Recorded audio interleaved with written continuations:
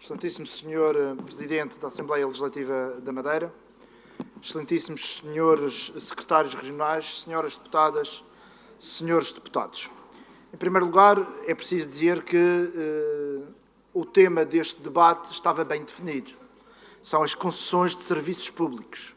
Eu não me passa pela cabeça que o Governo Regional não saiba quais são os serviços que tem concessionados. E, desse ponto de vista, Sr. Presidente, senhoras deputadas e senhores deputados, senhores secretários regionais, estamos aqui conversados. Já houve debates neste Parlamento sobre, por exemplo, os 40 anos de autonomia. Maior amplitude do que um debate sobre os 40 anos de autonomia não poderia haver e não se deixou de fazer esse debate e, portanto, a concessão de serviços públicos, um debate sobre a concessão de serviços públicos, tínhamos a posição que tínhamos sobre as mesmas, é um debate onde o objeto está claro e não me passa pela cabeça, repito, que os representantes do Governo não sabem quais são, e sabem certamente quais são os serviços públicos que têm concessionados. Sr. Presidente, senhoras deputadas, senhores deputados, senhores secretários regionais, disse-se há pouco neste Parlamento que este seria um debate ideológico. É, efetivamente, um debate ideológico.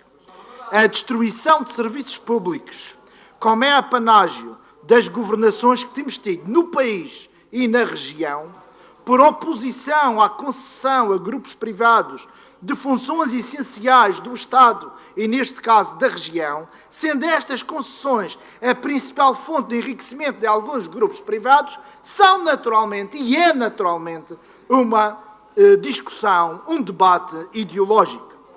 Um debate ideológico, mas não seja porque ficou claro que neste debate predominou a lógica neoliberal daqueles que contestam as posições que aqui trouxemos.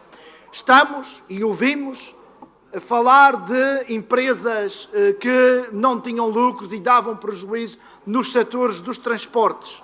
Mas nós entendemos que há atividades, há empresas e há, efetivamente, funções que são deficitárias no Estado e na região, porque há determinados setores que não darão lucro. Nós temos o exemplo dos transportes. Há carreiras, por exemplo, e tomemos o exemplo da empresa pública Horários do Funchal, há carreiras que seriam naturalmente suprimidas se a Horários do Funchal fosse privada, porque há carreiras que efetivamente não dão lucro, mas não dando lucro é preciso garantir a essas populações a mobilidade, que é um direito fundamental, e desse ponto de vista existirão sempre setores, existirão sempre naturalmente empresas que, garantindo serviços públicos de qualidade à população, serão sempre deficitárias, mas nem por isso devem deixar de existir. Nós sabemos que existe dentro do território nacional, por exemplo, na outra região autónoma, ligações marítimas e aéreas para ilhas mais pequenas, que são claramente deficitárias, que dão prejuízo, mas essas populações, por exemplo, da Ilha do Corvo e da Ilha das Flores, como a população da Ilha do Porto Santo, na região autónoma da Madeira, não podem ser deixadas à sua sorte, ainda que a linha aérea ou a linha marítima não dê naturalmente lucro, e mesmo que dê prejuízo. Há setores, há empresas e há atividades que serão sempre deficitários, mas que têm que ser assegurados numa perspectiva de, naturalmente, garantir aquilo que são os direitos da população. E se esses serviços forem concessionados a privados e, naturalmente, que os privados orientam-se por uma lógica de lucro, naturalmente que existem carreiras, existem serviços que terão que ser suprimidos se pensarem apenas nos lucros, e aí é errado concessionar, como é errado concessionar a linha marítima entre a Madeira e o Porto Santo a privados. Naturalmente nós estamos claros e dizemos claramente que isso é um erro, e não estamos a inventar a pólvora, senhores deputados. Não estamos a inventar a pólvora. A linha marítima entre a Madeira e o Porto Santo já foi pública. Atenção, já foi pública. Não havia um navio misto com passageiros e com carga, mas a linha de passageiros entre a Madeira e o Porto Santo já foi pública e não viria nenhum mal ao mundo se voltasse, não viria nenhum mal ao mundo se voltasse a ser pública. Nós aqui, neste debate, Sr. Presidente, senhoras deputadas e senhores deputados, assinalamos vários serviços que devem permanecer na esfera pública e não deverão ser naturalmente concessionados a privados. Nós sabemos que o exemplo dos portos de mercadorias. O concessionário usa e abusa da sua posição para reduzir a concorrência no transporte de mercadorias de e para a Madeira. Já foram 5 os operadores, sobram 2. O que domina é, sem surpresas, o que integra o mesmo grupo económico do concessionário do Porto de Mercadorias. Isto aqui é clarinho como água, Sr. Presidente, senhoras deputadas, senhores deputados e senhores secretários regionais. A ligação marítima ao Porto Santo, acabamos de falar dela, o concessionário aproveitou a facilidade de deter o transporte para a Ilha Dourada para se tornar no maior empregador da ilha. O interesse da economia do Porto Santo fica em segundo plano. Os passageiros são encaminhados para as unidades hoteleiras do mesmo grupo, tudo incluído. A restante hotelaria e restauração da ilha fica naturalmente prejudicada. E também sobre isto estamos conversados sobre os interesses que se escondem aqui por trás. As concessões rodoviárias, também já falamos disso, foi apenas mais um esquema para a ocultação da dívida. Hasta as PPPs. As rodovias já estavam construídas a quando da concessão e concederam um crédito ao Governo Regional, é certo, em troca de juros usurários que revestem a forma de rendas. São das empresas mais lucrativas da Madeira, o que revela o caráter excessivo das rendas pagas. Temos o caso da Zona Franca. A concessão a privados gerou lucro de 50 milhões desde o início do Centro Internacional de Negócios. O principal acionista e principal grupo hoteleiro regional é o principal grupo hoteleiro regional. Com este fluxo financeiro, quem não viria o seu negócio crescer? Qual o investimento que foi feito pelos privados que justifica esta renda? A Zona Franca tem na sua missão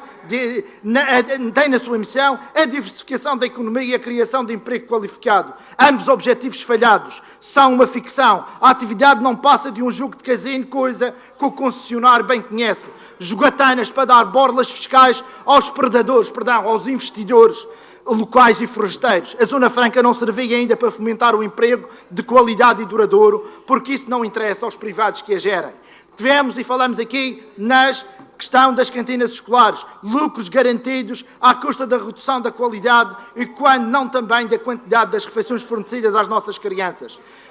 Falamos aqui de outras situações. Estou-me a lembrar da lavandaria do hospital, por exemplo. Mais um frete feito a um empresário amigo. O abandono de um investimento público, a lavandaria do hospital estava funcional, como estão funcionais as lavandarias de outras instituições, com todos os equipamentos, até com funcionários formados para, efetivamente, tratarem da roupa dessas mesmas instituições, e são, depois desse investimento tudo feito, são dados a privados para fazerem esse serviço que poderiam bem os funcionários e os equipamentos dessas instituições assegurar. Lares de idosos, isto para nós é escandaloso. A parte da saúde, esta é uma atividade que, explorada sobre a lógica do lucro, se torna naturalmente obscena. Os idosos não podem ser objetos para pôr a render, mas pessoas com toda a dignidade, e a dignidade não é garantida quando o objetivo maior é o lucro, e por isso é inaceitável que lares de idosos sejam concessionados a privados. O apoio aos idosos não pode ser um negócio e não podemos permitir que os interesses privados lucrem milhões e milhões à conta deste serviço que deveria ser assegurado pelo setor público. Por isso, Sr. Presidente, senhoras deputadas, senhores deputados, senhores membros do Governo Regional, estamos a terminar este debate protestativo, onde podemos ver até onde tem ido a ânsia privatística da maioria que governa a nossa região desde o início deste regime autonómico.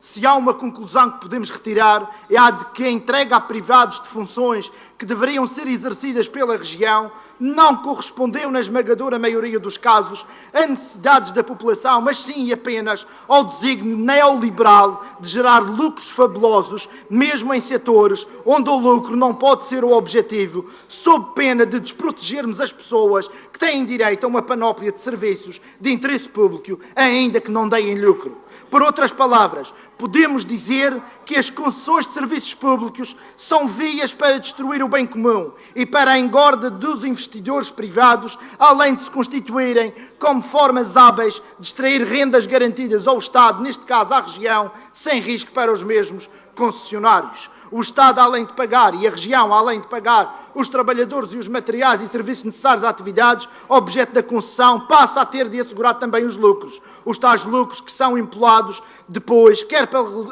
pela redução da qualidade dos bens e serviços prestados, quer pela redução dos rendimentos dos trabalhadores, quer pelo aumento dos preços aos utentes. Em qualquer dos casos, é a lógica da predação do interesse geral que prevalece. Além disso, há encargos acrescidos com a fiscalização do cumprimento dos contratos de concessão. O interesse particular do concessionário passa a prevalecer sobre o interesse público em todas as decisões sobre as atividades concessionadas. Isto para não falarmos das cláusulas indenizatórias milionárias para impedir a reversão das concessões por governos futuros, ou seja, para limitar a democracia e levando o custo da implementação das escolhas democráticas que a população faça no futuro. Por isso não temos dúvidas em afirmar que as concessões são um ataque à democracia e também por isso não podemos deixar de reafirmar a nossa recusa em apoiar a alienação de serviços públicos essenciais em benefício de entidades privadas.